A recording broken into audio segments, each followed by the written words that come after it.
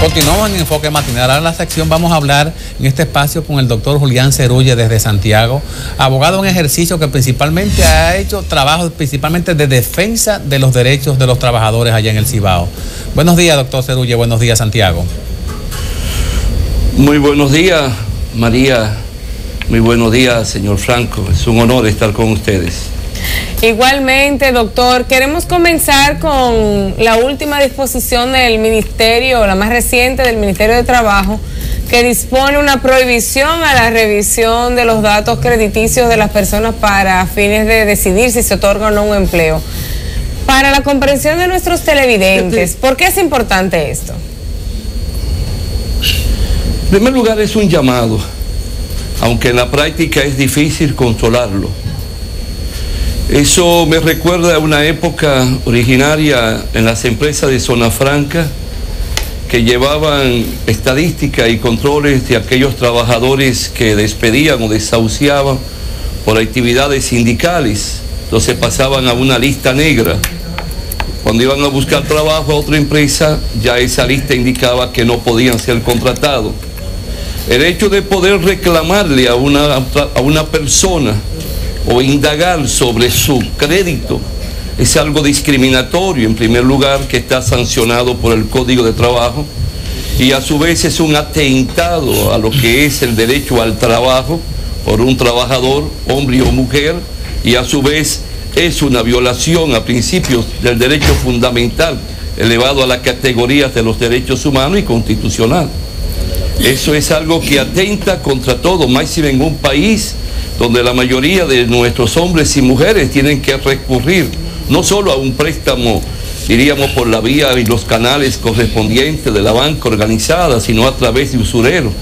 Y yo me pregunto, ¿y si los trabajadores empiezan a indagar para quién van a trabajar e empiecen a fiscalizar y a investigar su estatus crediticio también de esas empresas? No, eso no es correcto. ¿Hasta dónde un ciudadano renuncia a su derecho constitucional al ejercicio de su función como un ente de la sociedad, firmando un documento donde cuando va a buscar trabajo a un sitio, en una notita al pie, firma una autorización para que se le indague la privacidad? ¿Se puede renunciar al derecho constitucional? No, de antemano eso es nulo. Por encima de todo está la dignidad del ser humano. Ese es algo sine qua non. Son principios elevados a la categoría constitucional, son derechos fundamentales, el derecho a la estabilidad del contrato, el libre acceso al trabajo. No puede haber un obstáculo. Lo que los empresarios tienen que buscar son las condiciones morales, éticas, la calidad, la calificación del trabajador, de acuerdo al trabajo que tenga libre, que haya una vacante para poderla ofrecer. El derecho al trabajo, o sea, poder trabajar, es algo que tiene que estar latente porque es una responsabilidad misma del Estado. No solo el derecho a poder ocupar una posición, sino también la estabilidad en el contrato de trabajo. Y con todo la garantía de los derechos fundamentales, como es el derecho a un salario digno, a un poder adquisitivo que le permita dar respuesta para sí y su familia, la educación, la salud. Tener derecho a un auténtico y real sistema de seguridad social que le proteja desde la cuna hasta la tumba o más allá. El derecho a las vacaciones, el derecho a una reingeniería permanente y constante, porque nuestros empresarios cometen el error de ir provocando hasta liquidaciones periódicas, como le llaman, anuales, y no se dan cuenta del error que están cometiendo y lo que están perdiendo. Están dejando de aprovecharse de la disciplina, de la metodología y de la capacidad en la calidad y también en el aumento productivo de cada trabajador. Nada que obstaculice el libre albedrío y el desarrollo de la voluntad de un trabajador puede ser coartado. Eso es nulo.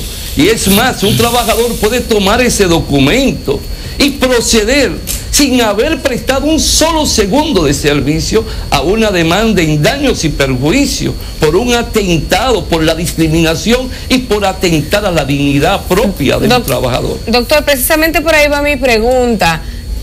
Hay muchas prohibiciones que se irrespetan, como por ejemplo la de realizar análisis de embarazo a las mujeres a la hora de contratarlas, o de VIH-Sida. ¿Qué garantías tiene una persona que va a buscar empleo de que puede haber una sanción si se incurre en este tipo de práctica? En un momento que la respuesta, por ejemplo, del CONEP ha sido que esto tiene que ser llevado al diálogo tripartito, no lo acepta per se. Fíjate, yo te voy a poner un ejemplo que nos pasó en la oficina hace años, de una trabajadora que duró 10 minutos en su sitio de trabajo, en su banco, costurera. A los 10 minutos la mandan a análisis. Se hacen los análisis. Cuando ella va en el trayecto, destapa el sobre y se encuentra que indica positivo. Me llama, se desmonta y me llama por un teléfono público. Le pido que saque una fotocopia. Cuando llega a la empresa, ven y le dicen: no, usted aquí no tiene trabajo, usted no ha sido contratada, no hay vacante. La trabajadora va donde nosotros, demandamos en daños y perjuicios por un atentado al derecho a la maternidad. Los abogados de la empresa fueron sabios, buscaron una respuesta inmediata al caso. Todo lo que atenta contra un derecho fundamental, contra un derecho constitucional, contra un derecho elevado a la categoría de los derechos humanos, todo lo que atenta contra la dignidad es pasible de demandas en daños y perjuicios. Y eso está establecido por la jurisprudencia dominicana y por la jurisprudencia latinoamericana y por toda la jurisprudencia de los países civilizados del mundo. Doctor Cerulle, usted y el doctor Julio Aníbal Suárez, que han tenido un ejercicio profesional fecundo en defensa del sector obrero, el sector trabajador, ¿cómo interpretan la situación siguiente? Los jóvenes estudian, se pasan muchos años capacitándose en un mundo tan competitivo, ahora desde el punto de vista de la informática y de la conquista de una posición en una empresa. Y sin embargo, si es muy joven, no tiene la experiencia y los patronos quieren que le trabaje 2 meses, 2 años de gratis. Si pasa de 40 años de edad, ya prácticamente es un anciano para el empresario, que es el dueño del capital. Entonces, ¿cuál es la situación del trabajador en la República Dominicana en este 2015? Mira, es una situación muy negativa. Y solo tenemos que vernos nosotros en el retrato de España, de México y de otros países del mundo, con las modificaciones de los códigos, buscando flexibilizar los derechos ya adquiridos y por adquirir de los trabajadores. Lo que ocurre es que nosotros estamos lanzando miles y miles y millones de jóvenes a la calle. Y ahí nadie se preocupa qué está pasando. Están cayendo en el trauma y en la frustración, porque no están encontrando trabajo para lo que estudiaron. Y ese es un error que empieza desde el pensum universitario, desde el bachillerato. Porque estamos permitiendo, por ejemplo, muchos psicólogos en humanidades, estamos en historia, en comunicación, abogados, y nos encontramos que no tenemos secretarias ejecutivas, no tenemos, por ejemplo, un personal apto también para irse adaptando a la reingeniería y a la transformación de la automatización y de todo lo que tiene que provocar la transformación en las máquinas. Y eso es lo que hay que ver en este país. No es pensando en simples modificaciones de un código de que yo le voy a quitar tales derechos a los trabajadores, que le voy no a pagar las horas extras, que no le tengo que pagar el doble por los días de descanso semanal o día de fiesta, que tengo que provocar una austeridad y no aumento en el poder adquisitivo del trabajador. No, ese es un error. Donde tenemos nosotros que enfilar los cañones, es como vamos provocando una formación en la mano de obra, que sea una mano de obra calificada, principalmente en todo lo que tiene que ver la electricidad, la plomería, cómo conocer las máquinas, cómo leer las cartillas de esas máquinas con alta tecnología. Hoy llegan a las empresas y que nos permita tener el material para la calidad y la cuantificación, para la competencia en Centroamérica y en cualquier punto de la geografía del mundo. Ahí es donde nos estamos equivocando y estamos de espalda y no queremos invertir. No queremos invertir en tecnología, no queremos invertir en preparar y en garantizar la estabilidad contractual de nuestros trabajadores. Se habla del derecho a la cesantía y que es una carga, ¿quién ha dicho? Ahí está la seguridad social, buena o mala, pero se establece que cuando el obrero llega a determinada edad para su jubilación, la seguridad social es la que tiene que dar respuesta, no el empleador. Pero todo eso se echa a un lado porque no tenemos 5 dedos de frente para pensar más allá como piensa hoy el gran empresariado en el mundo. Está estamos siempre de espalda. Tenemos que ir buscando respuestas, pero respuestas automáticas, dinámicas, y pensando que el trabajador es parte esencial en la transformación de una empresa y en la creación de riqueza. Doctor Si un trabajador no tiene paz, no tiene estabilidad, es sinónimo de violencia, y eso tienen que comprenderlo los empleadores. Sin embargo, doctor Cerulle, los empleadores plantean, el sector empresarial, muchos retos y limitaciones que ellos tienen para poder desarrollar empresas que garanticen mejores y más empleos. Unos anticipos, un esquema fiscal complicado, cargas muy importantes como la electricidad, empleomanía mal capacitada. Ellos dicen que tienen que reentrenar mucho. ¿Cómo responder también a las necesidades de un empresariado que es el que a través de sus emprendimientos puede aportar empleo en un contexto como ese? Bien, María, ¿qué es lo que ellos tienen que hacer para mí? Abogar por un gran pacto de nación que abarque y englobe todas estas ramificaciones. Lo que es turismo, lo que es minería, lo que es agricultura, lo que son leyes especiales de incentivos para la importación de todo lo que es la alta tecnología y la maquinaria que se necesita. Cómo viabilizar un mercado nacional e internacional. Cómo ir preparando esa mano de obra calificada. Ya para el 1963, María, Juan Bosch se dirigió a la nación dominicana y presentó en esa locución un plan de nación, y donde hablaba que los plomeros, albañiles, electricistas tenían que ser preparados y tenían que ser obreros calificados. Estamos hablando en el 63.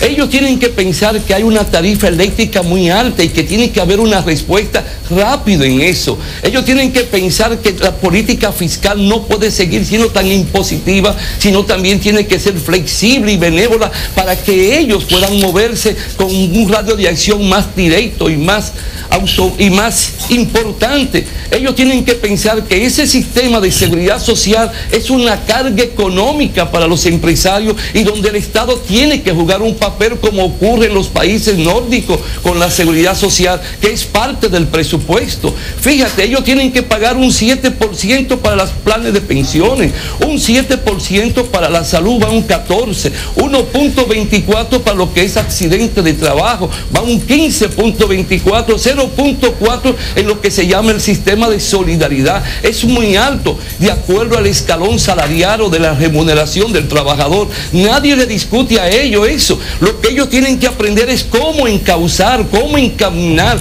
cómo reclamar, no solo buscando dádivas y que le den respuesta a través de las dádivas y que todos se lo pongan en las manos, sino que sea un empresariado emprendedor, creativo, y que se involucre con sus trabajadores y lo haga copartícipe en las respuestas que se merece a nivel individual como nacional. Precisamente el sector patronal, el dueño del capital, no habría que volver a la lectura del Capital de Carlos Marx en 3 tomos, simple y llanamente quizás entender que el sector obrero, el sector trabajador no se siente representado propiamente por la dirigencia sindical.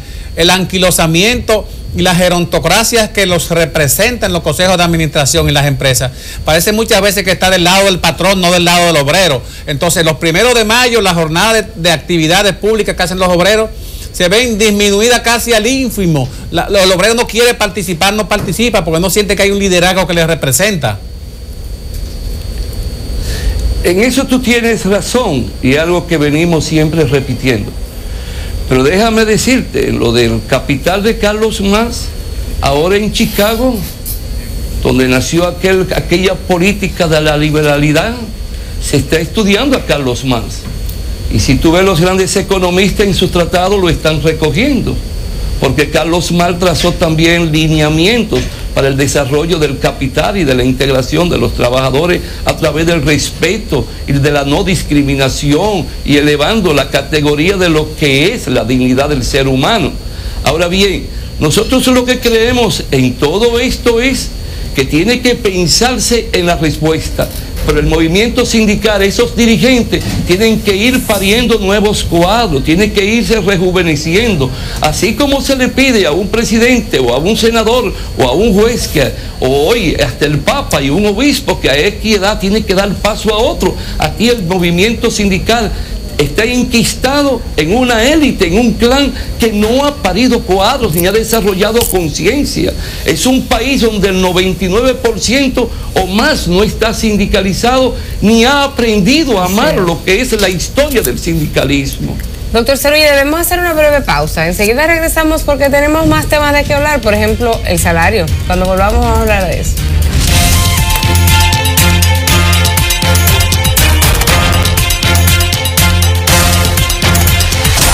Bueno, estamos de regreso conversando con el doctor Cerulli desde Santiago, experto en el área de derecho laboral. Dejamos sobre el tapete el tema de la discusión por el salario.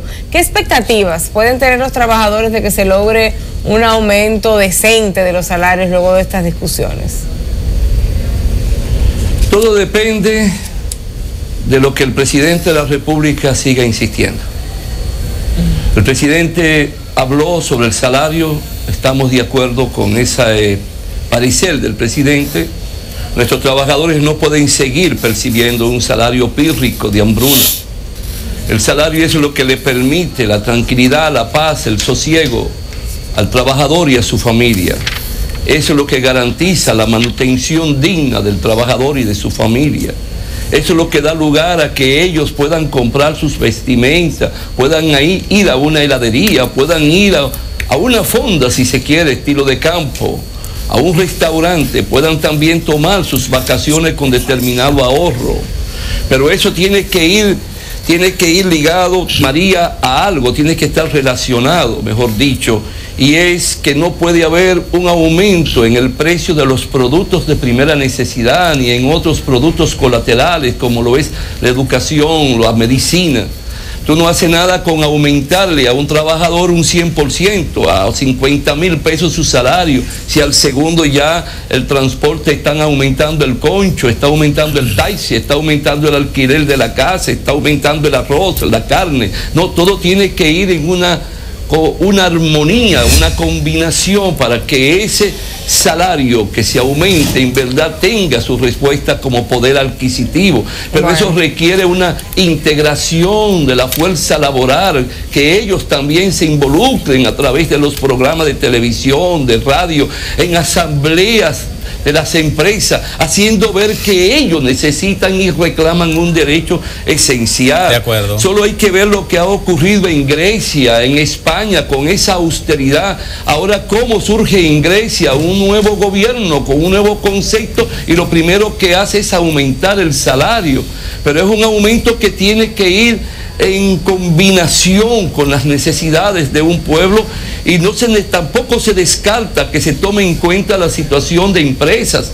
Por eso, como en Alemania, debiéramos de aprenderlo. ¿Por qué es necesario el sindicato? Porque si en este país hubiésemos desarrollado el derecho colectivo del trabajo, o sea, empezando con el movimiento sindical, hoy se estuviera dando lugar a grandes negociaciones de convenios colectivos y esas respuestas fueran de acuerdo a la situación económica y la estabilidad de cada empresa, o de carácter regional o del mismo rubro, sí, de la misma naturaleza. Pero eso lo hemos obviado, lo hemos aniquilado, el derecho colectivo del trabajo en nuestro país, y por eso tenemos que recurrir a buscar respuestas de aumento salarial de forma general, por sectores. Ya hoy, ¿cómo puede un trabajador con 11,000 y pico de pesos sobrevivir? Cuando tú vas al supermercado y con cualquier cosa ya te hace esa factura, esa cuenta 4,000 o 6,000 pesos. Sí, gracias. Quien sea. Tú vas a un colmado. No, eso se necesita una transformación. Bueno, doctor Julián Cerulli, muchísimas gracias por habernos dedicado parte de su tiempo en la mañana de este día viernes y de enterrarnos de algunas cosas que debemos tomar en cuenta, porque el tema salarial, el tema del empleo y el tema del sector patronal por igual son importantes para cualquier decisión a futuro que se tome en la República Dominicana. Tenga buenos días allá en Santiago y muchas gracias. Franco, entre más gana un trabajador, más pantalones y más camisa compra. Bueno, de acuerdo, muchas gracias. Ese es un buen mensaje. Se lo daremos de su parte. Nos vamos a una breve pausa entonces y regresamos de inmediato. Así es.